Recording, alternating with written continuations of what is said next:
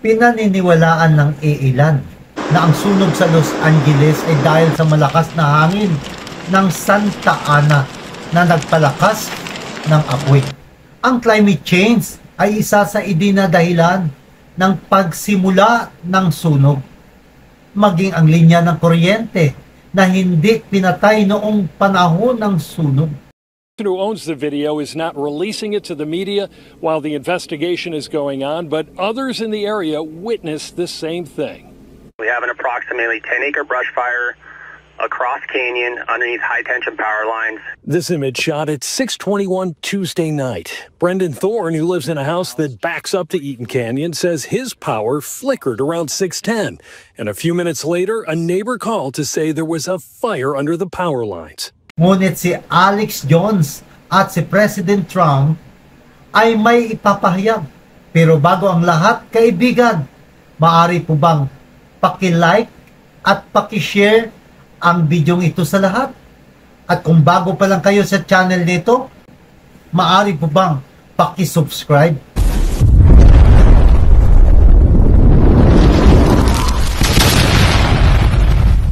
Ano ba talaga ang tunay na pangyayari sa Los Angeles na humantong ito sa isang malaking pagkasunog? Ang sunog na sumira ng maraming mga buhay at mga ari-arian. Maaring politika ang nasa likod dito o isang kaso ng climate change o sadyang sinunog mula sa Pacific Palisades hanggang sa Hollywood Hills. Isaias 43 talatang 1 at 3 na kahit dumaan ka man sa apoy, hindi ka masusunog at hindi ka matutupok. Bakit? Dahil kasama mo ang Diyos. At ito ay kanyang pangako. Ang sunog sa Los Angeles ay mapangwasak. Ngunit paano ba nagsimula ang lahat? Ang unang sunog ay nagsimula sa Pacific Palisades mga bandang alas 10:30 ng umaga. At sa kaparehong araw ay sa Eaton at Hearst. Ang mga apoy na ito ay hindi pa nakapasok maliban sa Palisades na siyang may pinakamasama na sitwasyon dahil 133% ito ay napasok na at dalawang iba pa ang nasusunog. At mas maraming sunog ang sumiklab noong 8 ng Enero sa Woodley at Lydia. At sa Hollywood Hills, lahat ng ito ay nakapasok. At ang investigador ay hinahanap ngayon kung ano ang dahilan. At ang unang pinaghihinalaang dahilan ay ang mga paputok sa araw ng bagong taon. Ang pangalawang pinaghihinalaan na dahilan ay ang climate change. Makita sa West Coast wildfires ng Amerika na ito'y bahagi ng kanilang buhay na may mahalagang papel na ginagampanan sa Los Angeles na matatagpuan sa Southern California. Ang rehiyon na nakaranas ng tagtuyot sa loob ng mahigit 2 dekada na sinundan ito ng hindi pangkaraniwang malakas na ulan at sa loob ng 2 taon, ang lahat ng ito ay humantong paglago ng mga halaman at sa taong ito ay pinatuyo ng taglamig at nangangahulugang iyon na ang kabuuang rehiyon ay naging tuyot na kailangan lang ng isang spark, sigurado ang pagkasunog. Maari ang mga sasakyan na dumadaan na maaring nagtapo ng sigarilyo, maaring kidlat o anumang mga bagay na maaring magdulot ng nasabing pagkasunog at pagkatapos ay naihipan ng isang malakas na hangin ng Santa Ana na ito ay sobrang napakabilis ng mga hangin. Ang pangatlo na pinaghihinalaan ay ang linya ng kuryente. Karaniwang pinuputol ang linya ng kuryente sa mga kabahayan sa Los Angeles kapag may malakas na hangin. Ngunit may linya ng mga kuryente sa bawat bahay na kahit na pagkatapos ng pagkasunog. Siyempre, ang lahat ng mga ito ay pawang haka-haka lamang. Ngunit ang ilan sa internet ay kumbinsido na gusto na mayroong isang dahilan lamang ng pagsimula ng mga ito. Ito ay ang arson. Tingnan mo ang post na ito sa X na naipost ng isang celebrity sa Los Angeles naniniwala sila na hindi ito ginawa ng kalikasan at isang arsonist ang nasa likod nito. Ayon sa headline, ika-10 ng Enero, 4 na araw ang nakalipas, isang celebrity podcaster at neuroscientist na si Andrew Huberman ay may kinuhanan ng video at pinaniniwalaan niya na mga tao ang nagsindi ng apoy sa downtown ng Los Angeles habang patuloy na nasusunog ang lungsod ng mga anghel. DailyMail.com.uk, nahuli ng mga bombero ang pangalawang arsonist na kumikilos ng pagsisimula ng bagong sunog sa LA matapos arestuhin ng mga pulis ang isang illegal na imigrante na may dalang sulok.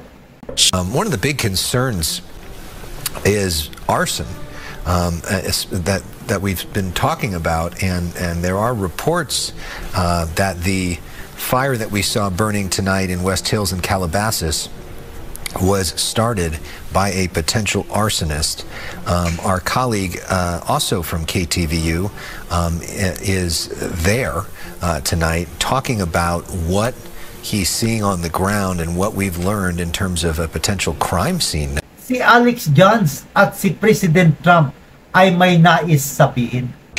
I personally have a state investigation going on to find out who's behind this. That's like having Sylvester with Tweety Bird feathers sticking out of his mouth. But the analogy is Newsom has Tweety Bird feathers sticking out of his mouth, and is saying, I don't know who's behind this, but I'm going to find them. All of us want to know those answers, and I just don't want to wait because people are asking me. I want to know those facts. I want them objectively determined. The majority of people are informed and know that the fire mitigation was deliberately destroyed and shut off in the last few decades in California and other leftist-controlled areas of the United States.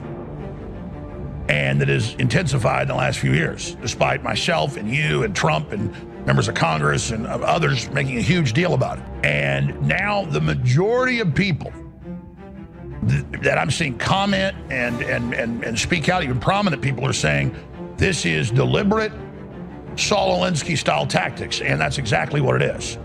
Fire mitigation, not just ineptly not taken care of, but deliberately stamped out, shut off. Folks are finally getting it and finally understanding this is beyond criminal negligence. Gavin Newsom had an opportunity to have millions of gallons a week, a day, millions and millions of gallons come down from the north. And I was able to get him federal approval from that, from the Department of Commerce of all departments. I didn't realize it would go through Commerce. I would have thought environmental, but it goes through Commerce. I got all of the approvals, and he said, I don't want to sign it. I don't want the water. We don't need the water. I said, you need the water. Your reservoirs are empty, the whole place. You need the water. That was 5 years ago. And I had it all done. The work was all done. We sent it to him. He refused to sign it. And if you noticed yesterday, the hydrants were empty. They didn't have any water, many of them. They said 20%, but now I just heard 50%, and now none of them have water, and that fire's still raging. When he turned that down, I was going to give him unlimited water. It would come down, it really comes down from the north, way up north, including parts of Canada. It's so much water that they wouldn't know what to do with. Just the opposite would have happened. Wait, why did you drain the reservoir? We don't know. 2 months before. Why did you not do the fire hydrant testing last year? For the first time ever? Why did you not do any fire mitigation and cut back any of the brush? Si Elon Musk din ay naghintay sa debating ito. Wala siyang sinabi sa X, ngunit nag-repost ng isang video na nagsasabing ang imigranteng may dalang sulok. Ano ang sinasabi ng mga opisyal mula sa LA Department tungkol dito? Hindi nila pinasyahan ang anumang aktibidad sa panununog. Ngunit ang mga eksperto ay nagsasabi na malaki ang posibilidad ng panununog na maaring hindi sila nagsimula ng apoy, ngunit kinuha nila ang bintahe ng sitwasyon na upang palakihin ang apoy. Narito ang isa pa. Ang Los Angeles ay nahati sa dalawa. Narito ang bahay na gawa sa kahoy na naitayo pa noong ika-20 siglo dahil ang Los Angeles ay madalas na tinatamaan ng lindol, kaya ginawa ang mga bahay na kahoy. At ito'y pinahintulutan nila na mananatiling nakatayo. Ngunit marami ang naniniwala na baguhin ito sa hindi nasusunog na materyales. Tulad ng konkretong gusali na ito, ito ang Malibog Mansion. Ito ay natitirang nakatayo. Kung bakit? Habang ang lahat ng mga bahay sa paligid dito ay nasusunog dahil ito ay gumamit ng hindi nasusunog na mga materyales. Mahal na mga kaibigan, kaya nating lahat na tayo hindi masusunog, magiging fireproof sa katapusan ng panahon. Ito ang pinakamahalagang bahagi na dapat nating malaman na kung paano magkaroon ng mga pag-uugaling hindi nasusunog sa mga huling araw. Sinabi ni Jesus sa Juan 18:36, ang kaharian ko'y hindi sa daigdig na ito. Kung sa daigdig na ito ang aking kaharian, ipinaglaban sana ako ng aking mga tauhan at hindi na ipagkanulo sa mga Hudiyo. Ngunit hindi sa daigdig na ito ang aking kaharian. May mga katawang panlangit at mayroong namang panlupa. Iba ang kagandahang panlupa at iba ang kagandahang panlangit.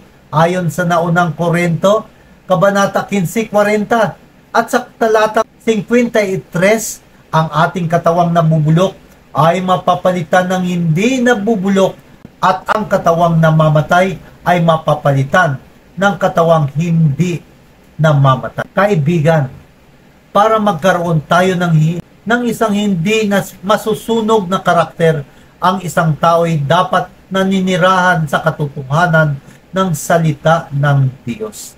Manampalataya tayo sa Panginoong Hesus at sundin ang kanyang mga utos na siyang karakter ni Jesus, ang karakter na hindi nasusunog.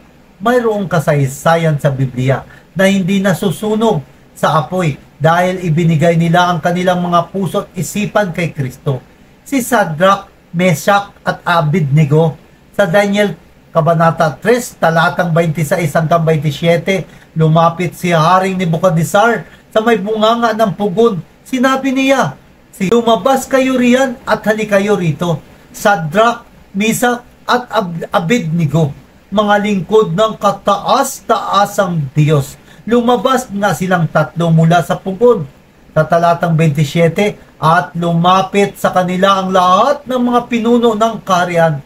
Tiningnan sila ng mabuti ng mga ito, ngunit wala man lamang nakitang bakas ng apoy sa katawan ng tatlo. Hindi nasunog ni bahagya man ang kanilang buhok at ang kanilang kasuutan. Hindi rin sila nag-amoy usok. Habang ang mga masasama ay sinusunog kasama ni Satanas dito sa lupa, ang mga niligtas na hindi masusunog na kasama ni Jesus doon sa kanyang kaharian sa langit. Naging abo ang lahat sa mundong ito.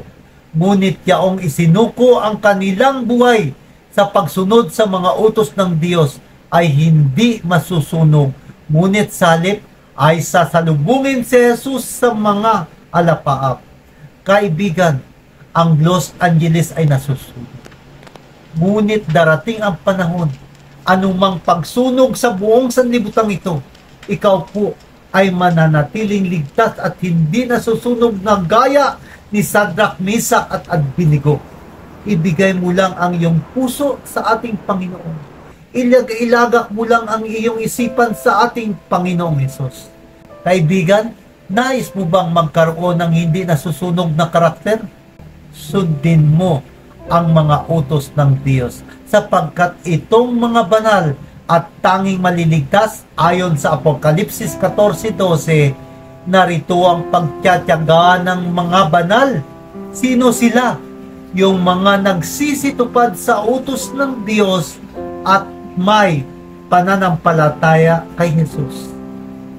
Ililigtas ka ng ating Panginoon, kaibigan, sa darating na panahon sa pagsunog ng mga masasama sa sanlibutan ito.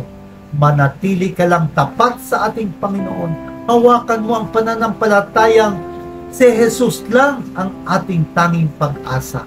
Hanggang sa muli kaibigan, patuloy lang tayong magtiwala sa Diyos at sundin ang kanyang kalooban. Hanggang sa muli dito sa programa ng mga istorya, propesiya at mga katotohanan na nagmula sa Biblia.